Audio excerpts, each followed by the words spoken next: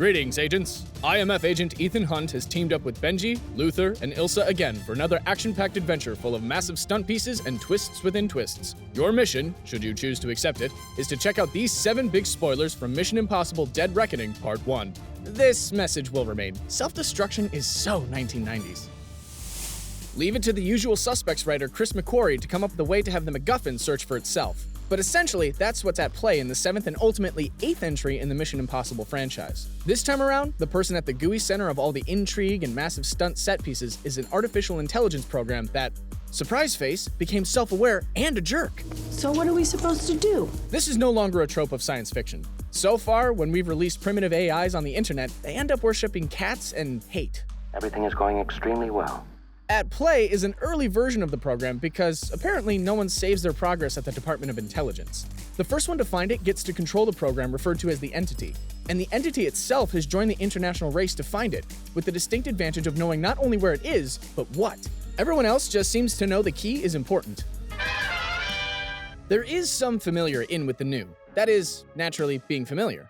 In the first film, Jim Phelps, the only character to carry over from the original series and Ethan's mentor, turned out to be the bad guy. Even when there's another big bad, most of them had some connection to Ethan and the IMF. Since the AI is just a program, to get anything done, it needed to reach out to ne'er-do-well TaskRabbit, and that person is Gabriel. Gabriel brings a lot of new information with him. He's not a former spy rival. He comes from Ethan's pre-IMF past. Through that, we also learn that the IMF recruits its agents from the shadows themselves, giving people who've run out of choices one more. He's also responsible for the death of someone formerly close to Ethan. Ilsa Faust joined Ethan's orbit during the 5th installment, Rogue Nation, as a former MI6 agent. As it turned out, MI6 created an off-books entity, a bit like the IMF, or even the Entity, and wouldn't you know it, it all went wrong. The Prime Minister didn't want universal power to do whatever with the secret spy force, but the secret spy force totally wanted that power and broke free. This made Rogue Nation and Fallout part of the same arc.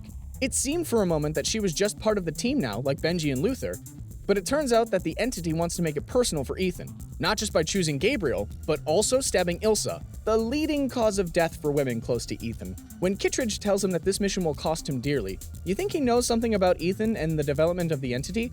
Like, maybe Ethan's shenanigans was the first bit of learning info for it? It would make sense to train your super spy program with your flesh and blood super spy. Maybe it's even come to the same conclusion as Ethan, and figures the best way to ensure its own destruction is to have Ethan be super mad at it. You've never seen me very upset.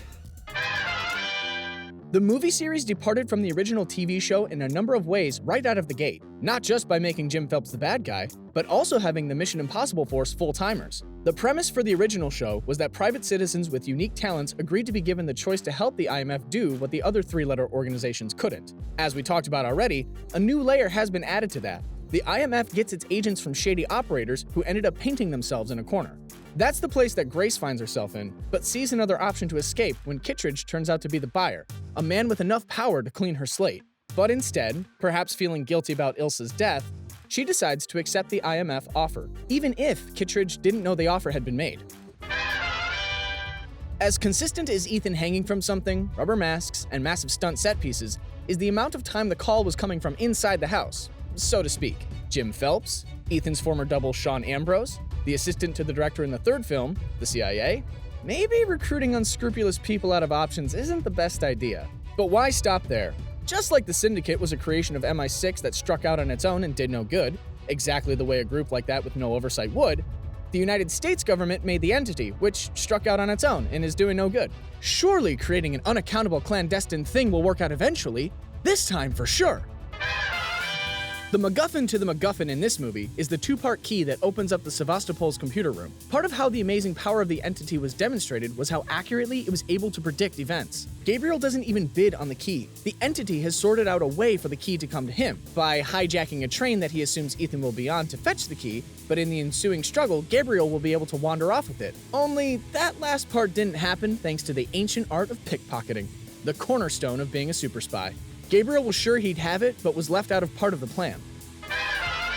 And that part of the plan was Ethan has the key and knows what the key unlocks and where he needs to go to unlock it. Given that the reason Ethan knows that is because Gabriel portrays Paris as instructed and the Entity counts on Ethan saving her would make her sympathetic to telling Ethan everything she knows, it stands to reason that the Entity wanted Ethan to have both the key and know what to do with it. Because Ethan is the most likely to do the right thing? Because the entity will give Ethan a way to believe the entity was destroyed so it can continue to operate in anonymity? I don't know. I've seen as much of the movie as you have. Sorry about this. I know it's a bit silly. The real question is, what massive stunt piece will Tom Cruise subject himself to next? He made a whole movie just to get flown around in F-18s, combined motocross and base jumping, strapped himself to the side of a plane. What's next? Free fall from space? We're going to do it.